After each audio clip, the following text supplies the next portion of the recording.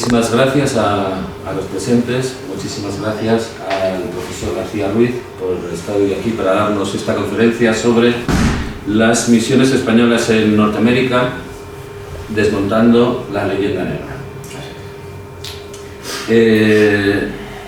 No sé a ustedes, pero a mí al preparar esta conferencia, el título me recordó a la película de La Misión.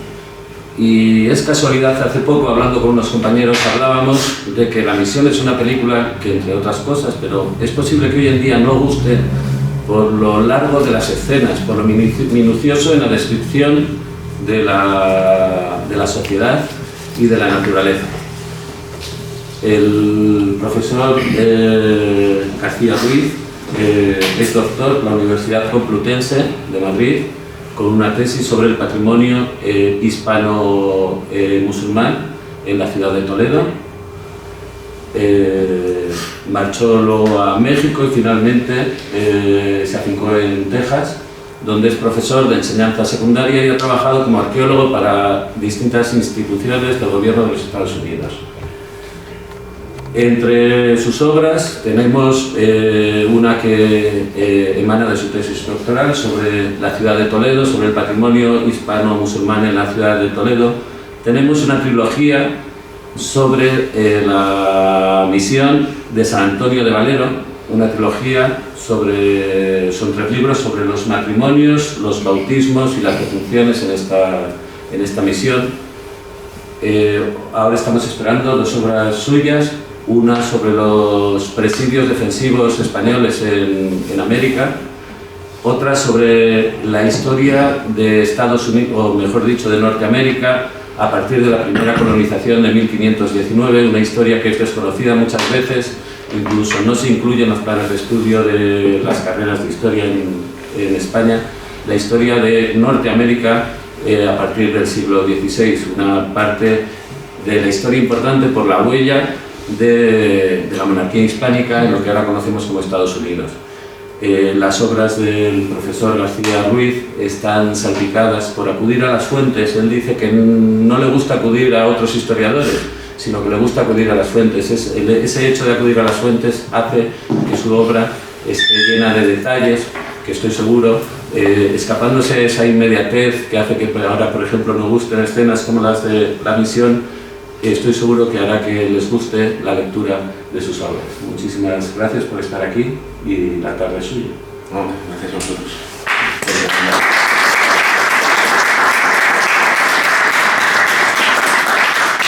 Bueno, esperemos el aplauso para después, igual nos gusta lo que vengo a decir. Bueno, enlazando con lo que dices de las películas, viene bien porque realmente no tenemos ni idea. O sea, desde aquí, desde la península, no tenemos ni idea de lo que es aquello, ni de lo que pasó, básicamente porque cuando tú lees algo, lo tienes que asociar con vivencias que tú has tenido. O sea, le tienes que dar, lo tienes que reconstruir de una forma visual para que lo memorices. ¿Y cómo lo reconstruimos? Pues lo reconstruimos con lo que conocemos de qué, de las películas. De las películas de Hollywood. Entonces, Hollywood ha creado una realidad para nosotros en la que no tenemos que plantearnos cómo fue, y yo he tenido que llegar allí desde el principio, desde el primer momento, decir, no, espera, un momento. Tenemos que olvidarnos de las imágenes que tenemos en la cabeza para empezar a reconstruir lo que fue aquello. Si sirve de ejemplo, pues yo el primer día que llegué allí a San Antonio, a la ciudad de San Antonio, la idea que tenemos nosotros es que Texas es un desierto, ¿verdad? Absoluto. Entonces allí van estás dando vueltas como en los desiertos. Y bajando en el avión a la ciudad de San Antonio, yo decía, el piloto se ha equivocado. Nos está llevando a otro sitio porque aquí está todo verde. Y esto no puede ser. Entonces, pues sí, bajamos a San Antonio y la realidad es que las películas que conocemos del oeste, pues en realidad están grabadas, están rodadas en Arizona, en Nuevo México, y dicen que era Texas. Pero Texas es que es una selva. Texas es absolutamente verde. Y si ahora no es verde, es por lo que ha pasado después de que llegasen allí los europeos. Cuando los españoles llegaron a Texas, era muy distinto a como es ahora. Entonces, tenemos durante la ocupación española de Texas tenemos unos 3.000, el censo más grande que hay es de unos 3.000 hispanos, de los cuales solo había 56 canarios y, pongamos, el gobernador, el capitán, pongamos unas 70 personas españoles de la península. El resto eran españoles, un determinado tipo de españoles, que es lo que la gente no entiende, y son indios hispanizados. Son indios vestidos de españoles, indios bautizados. ¿Por qué? Porque vivían en las misiones y cuando salían de las misiones pues ya actuaban como españoles. 10 años más tarde, estamos hablando de 15 años más tarde, tenemos la invasión, no es exactamente anglosajona porque lo que llegan son inmigrantes del centro de Europa, alemanes, polacos, de toda esta gente. Tenemos una invasión de 430.000 europeos asentándose en Texas y se traen consigo 180.000 esclavos negros. Entonces pasamos de una población de 3.000 a una población de 600.000 en solo 15 años.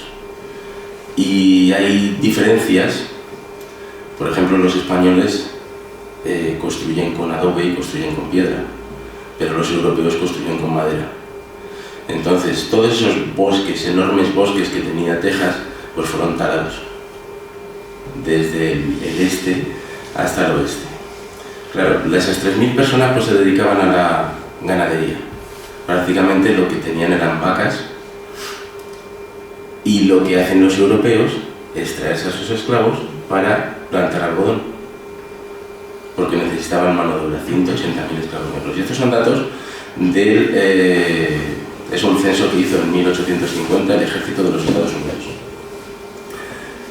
Porque esa es otra de las cosas, ¿no? Dicen, no, es que Texas se independizó, era un estado independiente. No, no era un estado independiente. Desde el primer momento los norteamericanos estaban ahí detrás para quedarse con Texas. Entonces no podían hacerlo las claras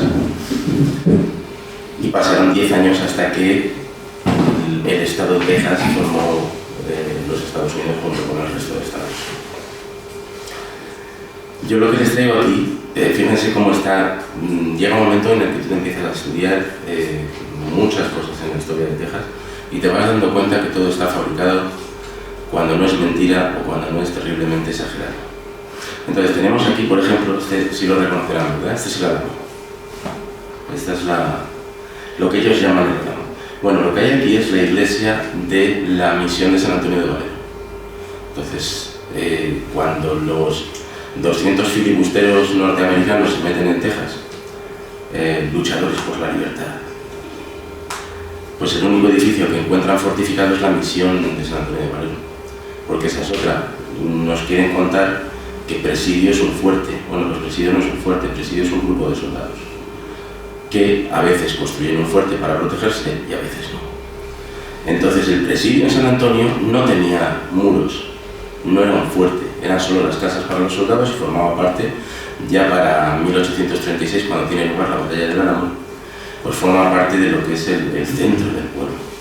El único edificio fortificado que tenemos es la misión de San Antonio de Valero. Ellos lo venden ahora como... esto se lo tengo que explicar a los norteamericanos cuando les dieron una charla, porque muchos dicen, espera, pero la misión de San Antonio de Valero es el Álamo, ¿no? Bueno, pues sí, después fue el Álamo, pero primero fue la misión de San Antonio de Valero. Porque durante 200 años los historiadores norteamericanos lo que han estado haciendo ha sido borrar la huella española de la historia de los Estados Unidos y la historia de Texas. Entonces llega un momento en que dices, bueno, pero todas estas piedras aquí cayeron del cielo. Claro, si Texas y los Estados Unidos casi... porque todo pasa por Texas. Conocemos a Gálvez, conocemos lo que hizo, pero lo que no sabemos es que desde Texas partieron una cantidad de vacas enorme para dar de comer a los soldados que estaban luchando por la independencia de los Estados Unidos.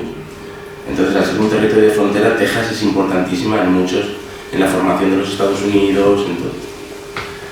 Lo que tenemos aquí, pues ellos dicen, el resto de la misión de San Antonio de Valero, pues es nada más que los muros aquí abajo. Esta parte baja de los muros, ¿verdad? Eso es lo único que queda de la misión de San Antonio de Valero. El resto está borrado, o sea, no queda nada. Y lo que hay, pues una vez que ganan los norteamericanos y cuentan su historia, diferente totalmente a la real, pues lo que hacen es fabricar un almacén, ¿verdad? Un almacén, le suben 2 plantas, un almacén para el ejército de los Estados Unidos de América. Y entonces, ¿qué hacen? Pues le ponen aquí, no sé si sabrán, pues todos los edificios en Norteamérica pues son una planta, 2 plantas, la que sea, en aquella época se les ponía un cabecero, ¿no? Pero realmente lo que aquí había eran 2 torres, 2 campanarios. Entonces ellos lo que hacen es, a base de cañonazos primero, pues se derribó bastante de la misión de San Antonio de Obrero, y después pues se inventan ahí que ni siquiera existió, esto no existió, entonces ellos lo están vendiendo como si esto fuese la misión de San Antonio de Obrero. Todo es un pequeño desastre en la historiografía de los Estados Unidos. Y claro, cuando llegas allí y les intentas corregir, pues eres el malo de la película. No hay forma. Bueno, yo lo que he hecho ha sido transcribir exactamente los libros de registro de la misión. Estos libros de registro pues son los 3 primeros libros que se escriben en San Antonio, porque son los libros que tenían en la misión para registrar a todos no solo a los indios, porque hasta el año 1731 en San Antonio no había otra iglesia, entonces todos los soldados, todos los hijos de los soldados que se bautizan, que mueren, todos están registrados en estos 3 libros. Estos 3 documentos no los van a encontrar en ningún archivo, ni en el Archivo General de la Nación en México, ni en el Archivo General de Indias. ¿Por qué? Porque de todos los archivos, o sea, de todos los documentos se hacían 2, 3 copias, 4, 5. Una la mandaban a Sevilla, la otra la mandaban a México y había alguna más circulando por ahí. Pero de estos 3 libros no hay copias. Y estos 3 libros pues están en un estado un poquito que les iré mostrando. Esta es como siempre en aquel momento los libros tenían su tapa de cuero, todavía se conserva. Y los libros están pues en un estado absolutamente lamentable. Perdón, se me ha pasado. Están ahora mismo, y no porque los estén cuidando más, ahora mismo. ¿Vale? Ahora yo los 3 libros estos los he hecho con el apoyo de la Archidiócesis de San Antonio, que son los que custodian los libros. Y lo que ocurre es que estos libros, pues los 100 primeros años estarían en un desván y les afectó el agua, y están en un estado que yo el trabajo lo he hecho en base a fotografías de high definition, de alta definición. Porque a mí en un primer momento, estos guantes blancos que ven aquí a la archivera, a mí me ofrecieron unos guantes y les dije, no voy a tocar eso. No, porque le haces un arañazo a un documento de estos y se quiere suicidar. Entonces, y la archivera, que ya tiene el uso con ellos, pues los iba pasando con un abrecartes, muy despacito, pasando las hojas para ser fotografieras en los casos en los que necesitan fotografiar. Entonces, como veis, pues el estado muchas veces de las hojas para hacer la transcripción, lo que he hecho yo es una transcripción exacta, es una copia exacta del libro, pero leíble, porque en muchos casos pues estas hojas no se pueden leer. Yo lo que he tratado de hacer es recuperar bastante de los registros que hay, porque encuentras, los registros son más o menos estándares, repetitivos, entonces encuentras, en algunos lugares encuentras con una palabra aquí y otra palabra allí, pues al final haces un registro más o menos completo. Y en algunos casos pues está así, o sea, bastante difícil. Lo que tenemos aquí pues es una de las páginas. Y esto, pues hombre, para un nacional, es lo que les digo yo a los americanos, para un nacional nosotros, pues tampoco es que yo sea la bomba y haya hecho algo que cualquiera de los que están en esta sala no puede hacer. Porque el requisito para hacer esto es hablar español. Eso es básico. Pero sí es lo que le digo yo a los norteamericanos que están tratando de hacer esto, es que no podéis hacerlo. No podéis hacerlo primero porque no habláis español. Y segundo porque no habéis crecido en la cultura hispana. En la cultura hispana quiere decir que muchas de las palabras que hay aquí, cuando ellos las intentan traducir con el Google, pues les traduce con vete a saber qué. ¿No? Hace poco me ha sucedido con el libro que estoy trabajando, entonces me vino uno de los americanitos que tengo allí, amiguete, que trabaja bastante conmigo. Y entonces dice, pues uno de los que se rebeló para la independencia de Texas, pidió ahora a perdonar, pero después de 8 años allí a veces se me olvidan las palabras en español. Está uno metido en inmersión en la cultura anglosajona y a veces se me va. El indulto, ¿no? Este señor se había rebelado contra los españoles en 1810, entonces al cabo de un año se había huido y volvía. Y entonces la frase decía exactamente, dice, el señor tal vino, se bajó del caballo y perdió piso. Bueno, perdió piso evidentemente, venía viejo, venía muy cansado, perdió piso es que se cayó al suelo. Pero claro, a ellos la traducción que se le dijo, que les salió, es que cuando llegó a pedir el indulto las autoridades le quitaron un piso que tenía en propiedad. Y allí están ellos tan convencidos de que no, pero que esta es la traducción. Bueno, pues primero, si esto te lo tradujese un mexicano te diría departamento, no te diría piso. Pero siendo español, está claro, perdió piso. En aquel momento no había pisos, había casas bajas, o sea, no le iban a quitar un piso. Pues eso es lo que hace la traducción. Y esto es más o menos a lo que yo me estoy dedicando allí, pero realmente no me hacen mucho caso porque son así de obstinados. Entonces, en lugar de hacer caso a alguien que lo sabe, pues ellos dicen, no, la tecnología nuestra es imbatible. Entonces, en muchos casos estos documentos me ha costado mucho el traducirlos, el transcribirlos, porque pues son documentos de 300 años. Se escribieron con pluma natural de pájaro, con tintas de 1000 densidades. Con densidades quiere decir que pues un registro está casi transparente y el otro está demasiado negro y se traspasa la hoja al otro lado del papel. Entonces hay páginas que las he hecho en 10 minutos y hay otras páginas que he tardado un día, 2 días, porque era bastante difícil de llegar a lo que decía el documento. Entonces lo que hay aquí es una transcripción exacta, que quiere decir que en algunos casos yo lo que he hecho ha sido meter una página. Esta página precisamente es una obra de arte. Entonces las fotos nunca le hacen honor, porque es una auténtica obra de arte, luego veremos otras. Y entonces lo que he hecho es que esas páginas pues, las he reproducido en el libro y como se ve al lado derecho está la transcripción y es exacta con lo que está en el documento. Y esto es importante que fuese exacta, porque algún trabajo de algún norteamericano que ha hecho previamente sobre esto, no sé si tendré, no, claro, este capítulo no lo recogí. Pues lo único que hizo fue tomar datos, tomar fechas y además lo hizo con errores, entonces se ve que tiene sus limitaciones. Como os he dicho, pues esto está hecho con la Archidiócesis de San Antonio. Ahí están los 3 libros y los 3 libros ahora ya que los he presentado pues os voy a explicar por qué son importantes. Yo lo que he hecho con estos 3 libros ha sido una base de datos completa con todas las personas que estaban en la misión bautizadas, se murieron o se casaron en la misión, porque lo que nadie ha hecho ha sido poner en común estos registros. Claro, uno piensa, bueno, pues las misiones es un bar que abre y espera que le lleguen los clientes y entonces llegan 1500 indios, los bautizamos, ya está, perfecto. No, lo que llega a la misión, y estas son conclusiones a las que he llegado haciendo la base de datos, lo que llegan a la misión son familias completas.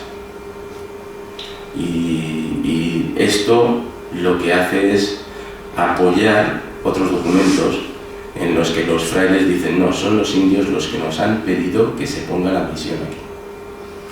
¿Vale? Entonces ahí, estos son 3 libros que son transcripciones. Ahora el compañero Antonio Grajera, que es un filólogo de la Universidad de Texas State, también es español, de aquí de Extremadura, y él se va a encargar de la traducción y estamos trabajando en las traducciones. Pero después lo que va a venir es un libro análisis con todos estos datos cruzados y sacando todas estas conclusiones que os estoy diciendo. Y estas conclusiones cambian totalmente la historia como la conocemos hasta ahora. ¿Qué tenemos? Pues bueno, lo primero que hay es que la misión se funda en el año 1700 y empezamos con errores, porque la historiografía norteamericana, como ha leído mal estos documentos, lo que está diciendo es que se funda en 1703. ¿Qué ocurre? Que entre 1700 y 1703 había otros cuadernos de bautismos y de otros cuadernos de registros, pero se perdieron. Entonces esa información la podemos reconstruir porque en los registros que hay de 1703 en adelante ya hay indios que están bautizados, que están casados, entonces esos fueron los que se registraron entre esos 3 primeros años. Pero bueno, aquí están los norteamericanos, que como no pueden leer estos documentos, pues las conclusiones que alcanzan son erróneas. Entonces, como vemos aquí abajo, la misión se funda en el Río Grande. Esto está como unos 400 kilómetros, 300 kilómetros aproximadamente de San Antonio. Y se funda para los indios, para cuatro naciones. Los frailes los denominaban naciones, no tribus, que en todos los documentos aparecen como naciones. Sí, de acuerdo, esta palabra no tiene nada que ver con lo que ahora se entiende por nación, pero yo lo sigo repitiendo porque es como ellos lo definían, naciones de indios. En muchos casos estas naciones, y ya se ha llegado con la conclusión con la base de datos, pues algunas de estas naciones eran solo una familia. Entonces, estos norteamericanos que están diciendo, bueno, es que en el territorio había millones de indios, porque había cientos de naciones, y cada nación tenía 200, 300 indios, o 3000. Bueno, todo lo que se ha hecho ha sido engrosar los números de los indígenas, y entonces, claro, el cálculo final es erróneo. Entonces, muchas de estas naciones eran una sola familia. ¿Cómo se sabe esto? Porque en los registros de bautismos, los frailecitos hicieron algo muy interesante, que va en contra también de esa imagen de borrar la herencia indígena de los pueblos, ¿no? Que es el hacerles perder su lenguaje y el hacerles perder sus nombres. Lo que hacían los frailes es, les daban nombre castellano, nombre español, pero en los registros inscribían el nombre que ellos tenían en su nación, o evidentemente transcrito. Como al fraile le sonaba, pues así lo escribía en lenguaje castellano. Y también recogían los nombres de las naciones. Entonces sabemos que existen 200, 300 naciones de indios en esta zona en concreto porque las registraron los frailes. Entonces esto va en contra totalmente de esa teoría ¿no? que siempre nos han intentado vender. Entonces en este caso teníamos 4 naciones que son Jarames, Papanacas, Payaguán y Siaguán. Esta es la de pasar, no tiene ningún interés ahora mismo. Esta es una reproducción, una maqueta que hay de la misión de San José. Lo que yo he hecho aquí es la misión de Valero. La misión de San José está como unos 4 kilómetros aproximadamente por el mismo río hacia el sur. El tema de la misión de Valero, pues es que como les he enseñado en la primera foto, pues solo quedan 4 muros. La de San José que permanece intacta, porque estaba a las afueras de la ciudad, entonces no la tocaron. Entonces, claro, no puedo sacar una foto completa de la misión de San José, pero sí puedo traer la maqueta, ¿verdad? Y lo que tenemos aquí, pues es cómo funcionaba una misión exactamente. Lo primero que necesitaban los indígenas, pues era comida. Entonces necesitas darles, pues enseñarles a criar ganado y a cultivar lo que fuese, trigo, maíz y todo esto. Lo segundo que necesitan es protección. La protección que necesitan es los elementos. Eso quiere decir que se tiene que construir un techo, se necesita construir una casa. Y al final, y si hay tiempo, pues lo que necesitan es aprender la religión católica. ¿Qué ocurre? Pues que en la misión del Álamo, por ejemplo, la iglesia nunca se terminó. No llegó a terminarse. Cuando le pusieron las cubiertas, colapsó y no terminaron la iglesia. Ya no les dio tiempo. La misión ya no tenía la fuerza suficiente para construir la iglesia y no la terminaron. Entonces esto apoya el que... lo que ocurre es que aquí no se ve tanto, pero en Estados Unidos se ve mucho. La teoría de que las misiones servían para esclavizar a los indios. Bueno, entonces en cada misión lo que había era un único fraile. A veces si la misión era muy grande, pues había 2 frailes. Y lo que tenían era 1 o 2 soldados que vivían dentro de la misión con su familia. Entonces lo que vemos aquí todo esto de aquí, pues son las casas de los indios, que están apoyadas sobre el muro defensivo. ¿Verdad? Pues uno de los soldados vivía en una de estas casas con su familia.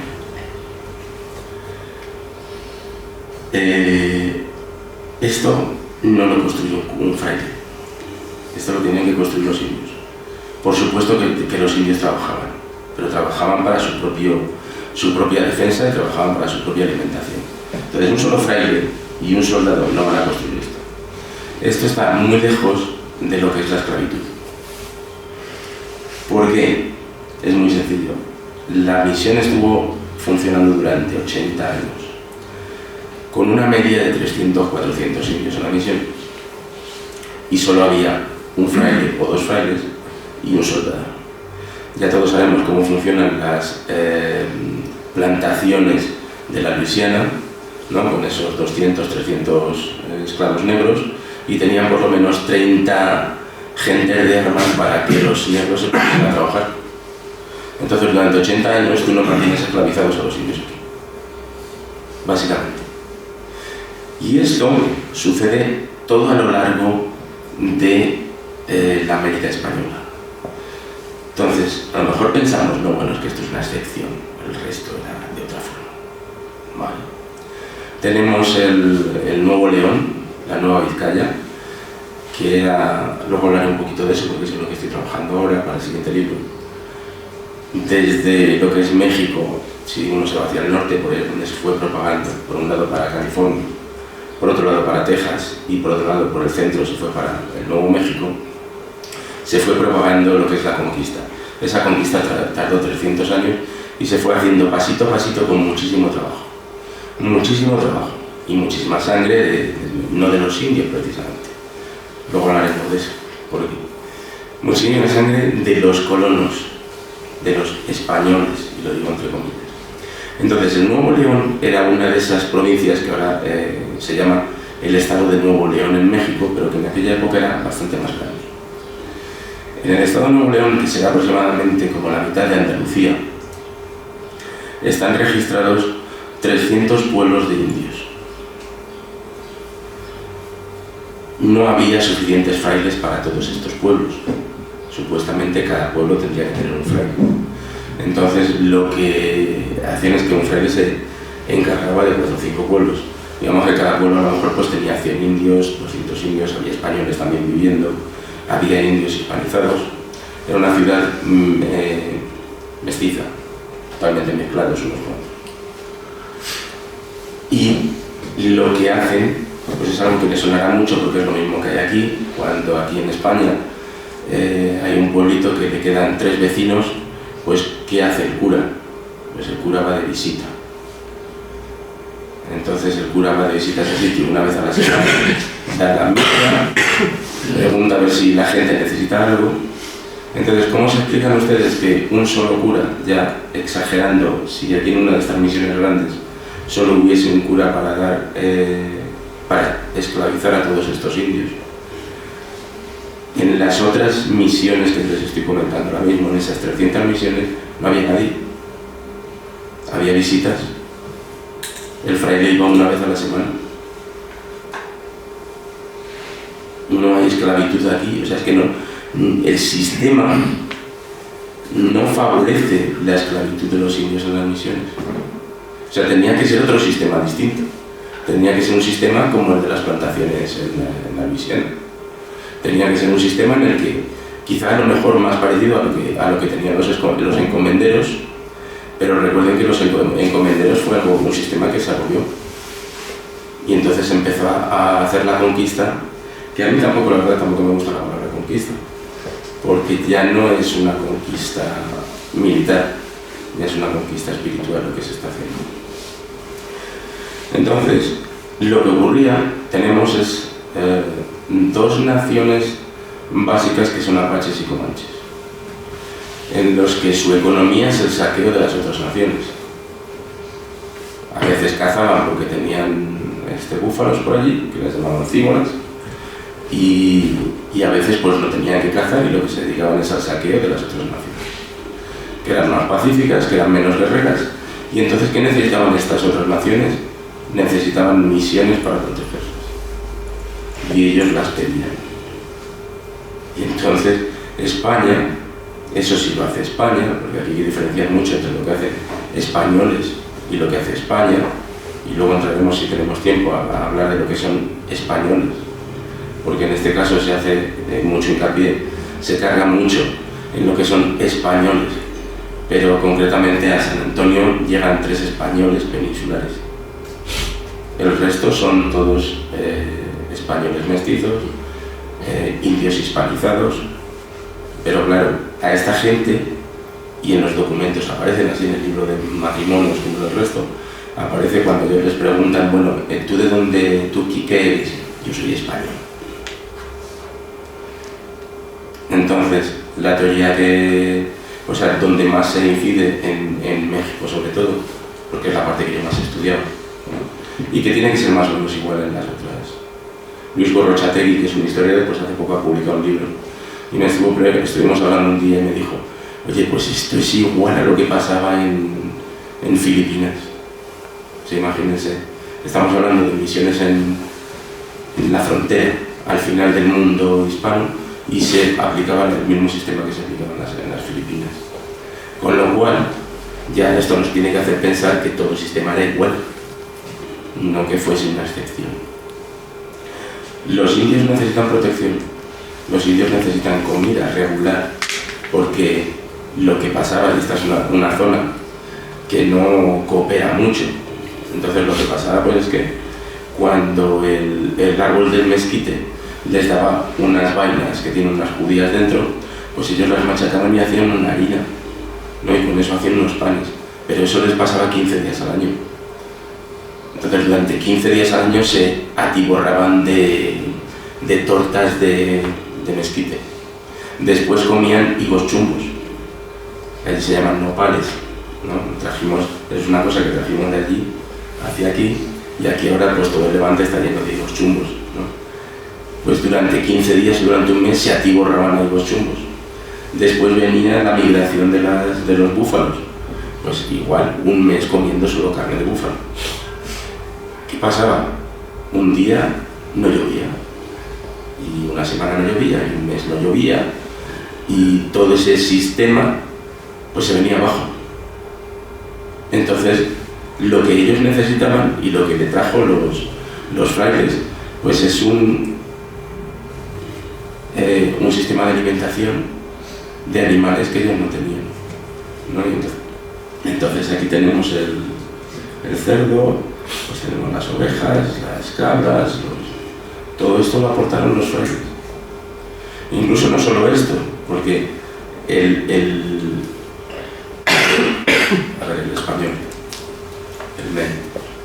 el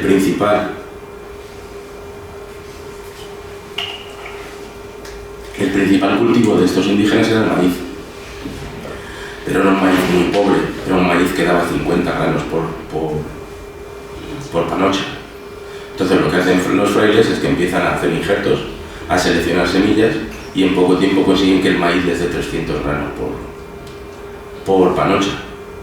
O sea, lo que hacen los frailes es introducir un sistema de producción, y con nuevos animales y con nuevos productos, que consigue que los indios tengan una alimentación diversa y continuada a lo largo del año. ¿Por qué? Porque estos indios eran nómadas. Entonces igual llevaban una bolsita, llevaban una cesta, y eso es lo que tenían para comer, pero no tenían el concepto de acumulación que sí tienen los frailes en las misiones. Entonces esto que vemos aquí, esto es el granero de la misión. Perdón, es que no se ve la flecha. Esto es el granero de la misión. Ahí es donde guardaban todo el grano, y tenían para, bueno, grano y el resto de lo que necesitasen. Entonces, los indios que ganan con las misiones, y ellos las pedían, pues ganan tener alimentos todo el año y estar protegidos de los indios apaches, principalmente en aquella zona, que eran los que les quitaban, pues cada vez que plantaban iban a recoger el maíz, pues llegaban los apaches y se llevaban el maíz. O se llevaban los perros que tenían para cargar, Entonces lo que estamos es cambiando totalmente la percepción que tenemos.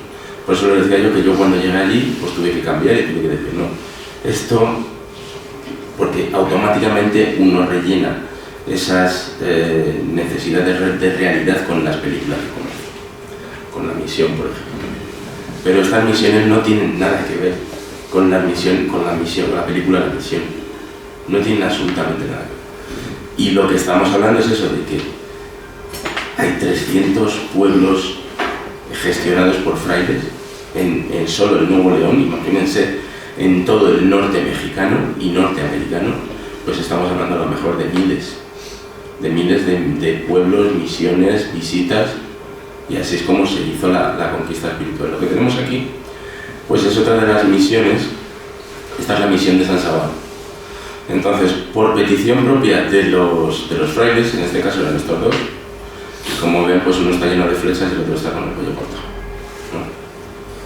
De aquí y ahí las flechas. Esta es la misión de San Sabán. Entonces, esto fue uno de los intentos que se hicieron para reducir a misiones a los indios apaches. Pero claro, los indios apaches no querían estar reducidos a misiones. O sea, ellos, su sistema económico era el saqueo de otras gentes y de los pueblos españoles, y ellos no querían estar reducidos a misiones. Primero porque su cultura era ser libres en la pradera, y cuando necesitaban algo lo cogían y no tenían que trabajar para conseguirlo, y mucho menos el que viniese un fraile a decirles lo que fuera.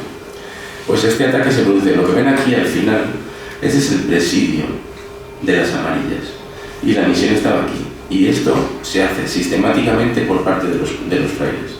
Ellos no quieren tener los soldados dentro de la misión, y lo que tenemos aquí es el documento de fundación de las misiones del este de Texas, en el que Fray Damián de Massanet, el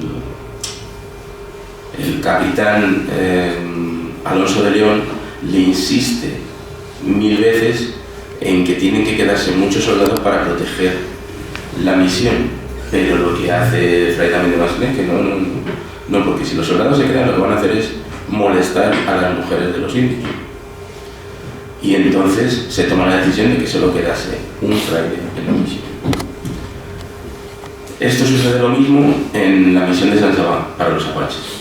Y entonces hay 2 frailes y hay un soldado presidial, que lo que hace es la función de enlace con el presidio, ¿no? Tenía su caballo cuando había algún problema, cuando había o el correo, pues directamente se iba con su caballo hasta el presidio. En este caso, ¿qué ocurre? Pues que los apaches hacen un ataque, estos son los comanches, los apaches están en la misión. Los comanches hacen un ataque de diversión en el presidio para que los soldados presidiales se queden en el presidio, y mientras tanto atacan en la misión, matan a los 2 frailes, como se ve, y destruyen la misión completamente. Porque lo que tenemos aquí es una guerra enorme entre apaches y comanches. Entonces, llega un momento en que los apaches, y solo del lado apache, pierden 1000 guerreros. Esto está en el documento del gobernador Cabello. Entonces, como les decía, las misiones funcionan como pueblos. ¿Y por qué sabemos que funcionan como pueblos? Bueno, porque en los documentos que están aquí en estos 3 libros, pues tenemos, en este caso, que a uno lo eligen de alcalde. Otro, recuerden que tenemos una misión dedicada a 4 naciones de indios, aproximadamente, calculen entre 50 y 100 indios de cada nación. Entonces, para que no haya peleas, los frailes le dan a uno el cargo de alcalde, al otro de gobernador, y luego hay un regidor primero y un regidor segundo. ¿A quién? A los jefes de cada nación. Entonces los mantienen contentos, no hay peleas. Aquí tenemos alcalde, pero también tenemos síndico. ¿Por qué tener un síndico en una misión? Más documentos, y lo que vemos es que hay un fiscal y un alguacil. O sea que tienen su propia policía. Entonces la teoría esta de que los indios estaban esclavizados en las misiones, ¿para qué les vas a dar todos estos cargos? Porque a lo mejor los frailes tenían una idea de, no, es que en el futuro se va a crear leyenda negra y nos van a venir a decir. Pues no, evidentemente. Es porque las misiones funcionaban como pueblo. Como pueblo quiere decir, lo único que estaba haciendo, cómo estaba conquistando España, todo este territorio, es una conquista espiritual. Y esto causa muchos problemas luego en la conquista real. el libro que no está aquí precisamente, que va a estar el próximo año. A ver si me invitan y vengo a presentarlo. Que es la conquista real de México, porque cuando hablamos de la conquista de América, nos referimos siempre a la conquista de México. México Tenochtitlan, que es la ciudad. Entonces todo funciona en torno a eso. Eso se hace en el año 1521. Lo que hay en México es una cultura avanzada para lo que había en el resto. Entonces, todos los libros que conocemos aquí sobre esta parte del Atlántico están en base a la conquista de México Tenochtitlan. ¿Pero qué pasó con el resto? Es que no tenemos ni idea de lo que pasó con el resto. Y entonces lo que pasó en el México Tenochtitlan, todos sabrán, Hernán Cortés, sus soldados, fue una conquista militar. Pero lo que estamos planteando en el resto, después de conquistar el México Tenochtitlan, pasan 20 años, en los que en esos 20 años pues hay el cambio de lo que es la cultura y la sociedad mexica a la cultura española. Hay unos 20 años en los que no se avanza en la conquista, que están ahí. Pero después de esos 20 años comienza una conquista que dura 280, 300 años hasta que llegan al Nuevo México, a Texas, a California, y de eso prácticamente no tenemos ni idea, porque nadie se ha molestado en mirar todos esos documentos. Y en esos documentos lo que aparece es una conquista espiritual, en la que todas estas tribus que eran realmente muy violentas, mucho más porque México Tenochtitlan era una cultura avanzada, tenía su estructura de poder, su estructura, todo su sistema, y lo que hacen los españoles ahí es dar un golpe de estado, se quedan con el poder. Y entonces en esa parte de México es fácil para ellos cambiar un sistema político por otro sistema político. Pero lo que ocurre al norte es que hay naciones que son salvajes y funcionan como tribus prehistóricas.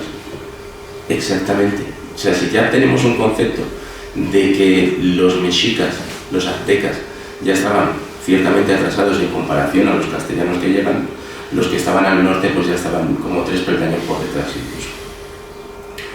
Se practica el canibalismo extensivamente en todas estas tribus.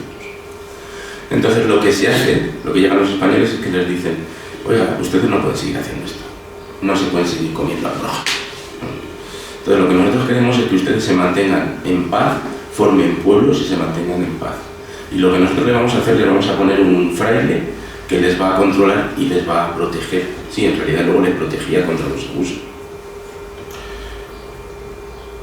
Y van a seguir manteniendo su misma escala de poder. O sea, el que es jefe va a seguir siendo jefe. Nosotros los españoles no le vamos a quitar ese, porque no les interesaba. ¿Cómo vas a quitar? Les quitas al jefe y ya estamos con los ejemplos que tenemos actualmente, ¿no? Pues no sé, a lo mejor en Irak o en Libia se te descontrola el resto, pues esto pasaba lo mismo.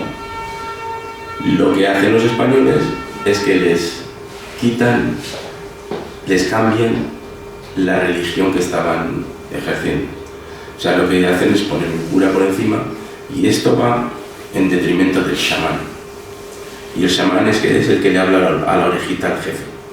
Y el que le dice: tenemos que hacer esto, tenemos que hacer lo otro, nos tenemos que rebelar o tenemos que acabar con estos españoles. Claro, lo que están atacando los españoles es a la parte inteligente de la tribu. Y esto es causa de infinitas revueltas. Revuelta tras revuelta, se pasan 300 años en esa conquista del norte de Norteamérica. Es una lucha constante que hacen los españoles de mantener a los indios en paz y quitarles el poder religioso en ese momento. Creo que voy a pasar el tiempo, ¿verdad?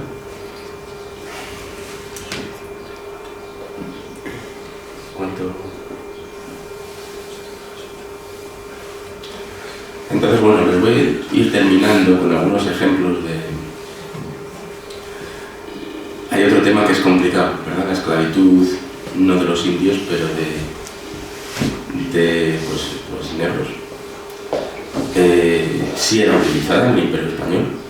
Yo ya les digo que mi foco es en mostrar lo que está en los documentos. no lo que dicen otros autores. Y en los documentos sí está demostrado, y los frailes no tienen ninguna vergüenza en hablar de esclavos en los libros. Pero ¿qué ocurre? Que tenemos 5.000 registros de bautizados, matrimonios y entierros. En 1.000 páginas solo aparece la palabra esclava 2 veces. Y se hace, en este caso, fue su madrina Juana María de Agonsa, esclava de Joseph Antonio Rodríguez. Entonces tenemos una esclava que la permiten ser madrina. ¿Cómo es esto? Pues a lo mejor es que no era el concepto de esclavitud que tenemos, o sea, que se practicaba aquí, no era el mismo, hablando de películas, que nos ha metido Hollywood. Y entonces, cuando nosotros vemos esa palabra esclava, pues ya nos pensamos en las películas de esclavos de las plantaciones negras en la Luisiana. Pues a lo mejor no era lo mismo, porque sí les puedo decir que en la Iglesia Católica se tomaba muy en serio la labor de los padrinos en los bautizos. Era importantísimo. Ahora creemos que esto es distinto, o sea que siempre ha sido igual, ¿no? Con el concepto que tenemos ahora de la religión, de los curas, ¿no? En aquel momento la religión y los curas tenían un poder enorme, y para ellos era importantísimo la labor de los padrinos. Entonces no le iban a permitir a una esclava que no podía hacerse cargo del bautizado en caso de muerte de los padres ser madrina. Pues esto es lo que aparece en los documentos. O sea, en 5.000 registros tenemos 2 esclavos relacionados aquí. Nunca dentro de las misiones, estos son exteriores. Entonces, pues aquí tenemos el matrimonio, el segundo tenemos el matrimonio de un mulato libre y de una mulata esclava de doña Josefa Real. Entonces, ¿qué pasó entonces? Esta mujer alcanzó su libertad casándose con un mulato libre. Tenemos que revisar esto. O sea, yo ya no puedo con más. Entonces hay que revisar este término, este concepto de esclavitud que tenemos en el Imperio Español, porque no cuadra con lo que nos han estado vendiendo hasta ahora. Bueno, sí, a mí me lo dicen mucho. Ya sabemos todos, esto es un rollo. El rollo o la picota. Entonces, sí, la ley española a veces castigaba a la gente a morir. Teníamos pena de muerte, pero no era lo habitual. Lo habitual es que si habías hecho algo, pues te atasen a la picota para escarnio público y que todo el pueblo te diese allí. Bueno, pues el concepto que tienen los norteamericanos es que, y esto estaba en todas las misiones, porque estaba en todos los pueblos españoles. Aquí, allí y en todas partes. Había una picota, porque todos los pueblos necesitan una forma de castigar a los delincuentes. Todos los pueblos, y además lo necesitan público en el centro. Bueno, pues el concepto que tienen los historiadores norteamericanos es que a los indios se les fustigaba aquí cada vez que no querían ir a la misa. Y esto es continuo. Y no hay forma de pelear con ellos con este tema, ¿no? Diferencias entre esto que ven a la derecha, pues es el bautismo de Marie-Louise Bertrand, que es en la Luisiana francesa. Bueno, lo que ven aquí es el registro español, ¿verdad? Resulta que está Crisma a Pedro. Pedro es hijo de gentiles. ¿Qué significa esto? Gentil es el indio que todavía no está bautizado.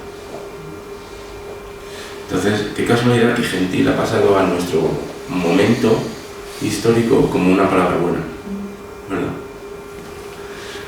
Este es el bautismo de una francesa en la Luisiana francesa, Natchitoches. Bueno, pues aquí le califican como salvajes a los indios. Y además no solo eso, sino que dice nacido de salvajes perteneciente a Mr. Dauphin. O sea que los franceses en sus registros sí ponían perteneciente. Los españoles no lo ponían, pero a los españoles nos han crucificado con el tema de la esclavitud de las misiones. Y tendría mucho más que hablar de los franceses, pero yo creo que vamos a dejar para otra. Hay otro momento en el que todos estos cientos de naciones, ¿verdad?, que había sobre el territorio de Texas, que multiplicados al final nos dan millones de indios en Texas. Bueno, pues si ven aquí Pacuachia, Pacuachi, Pacuache, Tlacuachi. Todo esto es un registro, y solo he puesto una muestra, pero esto es un registro de todas las naciones que están inscritas en los 5.000 registros. Muchas son excesivamente parecidas, con lo cual lo que hacía el fraile es que recogía cada uno de los frailes, porque estos libros están escritos por unos 50 frailes a lo largo de 80-90 años.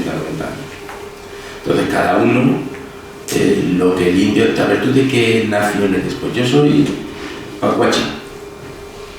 Pues cada fraile lo oía de una manera y lo transcribía de una manera. ¿Qué ocurre con los norteamericanos ahora? Que están diciendo pues que todas estas eran distintas naciones. Y entonces, si ya estaban extendidas, pues ahora están más extendidas porque está, por ejemplo, a ver qué tenemos por aquí, Yerbipiano, Gerbipiano, Erbipiano. Pues evidentemente esto es de la misma nación, por favor. Pero lo que estamos haciendo es sobredimensionando el daño que se les hizo a los indígenas. A mí me ofrecieron, pero no he vuelto a tener noticias de ellos. Están haciendo un museo en el Álamo. Para el norteamericano el Álamo empieza en 1836, la batalla del Álamo. Recuerden el Álamo, ¿no? Se dicen ahora en los militares. Pues entonces ahí están haciendo un museo y a raíz de los 3 libros, estaban maravillados con los 3 libros. Bueno, no sé. Hace 200 años que están disponibles los libros, ya podían haber hecho algo ellos, no que llegase yo ahora. Y entonces querían hacer la historia del Álamo en el museo, pero además tener en cuenta las tribus originales. Y la pregunta que me hicieron, bueno, ¿y qué impacto tuvieron los españoles en las tribus? Y pues, lamentablemente, pues es que siempre soy sincero. Y entonces les dije, pues ninguno. Es que había 3.000 hispanos en todo Texas, y Texas es del tamaño de España. Es más grande que España. Había 3.000 hispanos. De esos 3.000 hispanos, como les he dicho al principio, había 70 españoles de la península. El resto eran indios vestidos de españoles. Entonces, el impacto que estos pueden generar en una tribu indígena, en una zona indígena, pues es muy pequeño. El impacto lo hicieron los anglos, los alemanes cuando llegaron. O sea que ellos siguen buscando de qué manera pueden cargarle el muerto a España sobre lo que pasó. El caso es que de todas estas naciones que existían a la llegada de los españoles a esta zona, cuando los españoles se fueron de allí, seguían estando, todos, absolutamente todos. Sí, desde luego hubo un impacto de epidemias muy grande, pero también en ese caso se le ha echado la culpa a España, y uno de los mayores brotes se produce en el año 1689-1690, cuando unos franceses de René Robert Cavelier de la Salle intentan establecerse en Texas. Bueno, directamente se estrellan contra la costa de Texas y ahí ponen una. Bueno, pues todos estos franceses mueren de viruelas. Los 2 o 3 años restantes hay un brote de viruela enorme en todo Texas. Entonces se le está echando la culpa a España de cosas que realmente no hizo. Y bueno, pues yo tendría mucho más para hablar, pero si tenéis alguna pregunta, yo respondo a todo lo que... Adelante, venga. Seguro que hay algo que os ha dejado, no, esto no es algo que yo... Primero, felicidades por la conferencia, me ha gustado mucho. Algunos de los que estamos aquí hemos tenido la oportunidad de estar y vivir en San Antonio, o sea, conocemos aquello. 2 preguntas. La primera, en algún momento, por lo que usted ha estudiado, porque usted sabe, cuando la guerra de secesión norteamericana, lo que aquí llaman guerra civil norteamericana, americana, con la guerra de agresión yanqui contra el sur. ¿En algún momento la Confederación intenta tener un mejor comportamiento con lo que quedaba de población india allí? Esa es la primera pregunta. La segunda, ya que estamos en Salamanca y estamos hablando de San Antonio, y Bexar County, ¿por qué fue ese nombre? Condado de Béjar. Bueno, empezamos con la segunda, que es más fácil. Es el condado de Béjar. O sea, la X se pronuncia como J. Y es porque el padre del virrey que había en ese momento, que era el marqués de Valero, era el duque de Béjar. Entonces, a la villa, cuando se funda la villa en 1718, se funda como Villa de Béjar. Luego llegan unos canarios, si has vivido en San Antonio, pues conoces eso. Y los canarios pues llegan 13 años después, y entonces llevan 200 años peleando con que si son ellos los fundadores, no 300 años, de la ciudad. Cuando ellos llegan con una cédula real que les dice: van ustedes a fundar una ciudad. Pero claro, el rey no tenía ni idea de que San Antonio ya había florecido para cuando ellos llegan 13 años después. Entonces ellos dicen: no, nosotros nos han nombrado hidalgos, entonces vamos a fundar una ciudad como nos viene nuestra carta. Y no se les ocurre más que intentar fundarla a las afueras, hacia el oeste de San Antonio, que era precisamente por donde venían los apaches atacando todas las noches. Entonces el capitán del presidio le dice: mire, no quiero. Y lo que hacen es establecerlos les quitan parte de las casas a los soldados del presidio y los ubican en los solares que están principalmente al sur de la Plaza de Armas. Entonces, pues, y claro, cuando ellos llegan dicen: no, y además tenemos que ponerle nombre a la ciudad. Y tiene que ser algo relacionado con las Canarias. Y entonces, después de 6 meses, el capitán del presidio dice, que creo que era Almazán, me parece, el capitán del presidio le dice: mire, ya está bien de discusiones, esto se va a llamar San Fernando de Béjar en honor al hijo del rey. Y entonces pasó de ser Villa de Béjar a San Fernando. Pues así se ha quedado. Es por el pueblo de Béjar, por el duque de Béjar, por eso tiene el nombre. Pero claro, esto lo explico muy bien en este librillo sobre la X y la J. Hay una pelea lingüística por cambiar el sonido de la X a la X actual, de quitarle el sonido de la J. Entonces, en esa excepción que la Real Academia de la Lengua hace sobre el nombre de los nombres de los lugares, ¿cómo era? Se me ha ido la... Topónimos. Los topónimos. La Real Academia de la Lengua hace una excepción sobre los topónimos de origen indígena para que conserven su X. Y el mexicano dice: bueno, pues esto es indígena, el Béjar es indígena. Entonces, en lugar de cambiar la J, le mantiene con la X. Y el norteamericano pues no puede pronunciar la J como la pronunciamos nosotros. Entonces, al final pronuncia Bexar County. Y Bexar County es el condado del oso. Y de ahí te viene. Yo creo que he respondido a esa pregunta, ¿verdad? ¿Cuál es la otra? La de los confederados. La de los confederados. No quedaba nadie ya. Pues a protección cero. No había, ni por parte del norte ni por parte del sur, hubo protección con los indígenas. Y en la independencia de Texas, 1836, la batalla de San Jacinto, pues todavía hay nativos, algunos apaches, que están combatiendo a favor de los norteamericanos. Pues la primera constitución del estado de Texas, que es algo realmente bochornoso, quien la lea, pues lo primero que dice es: no puede haber negro libre.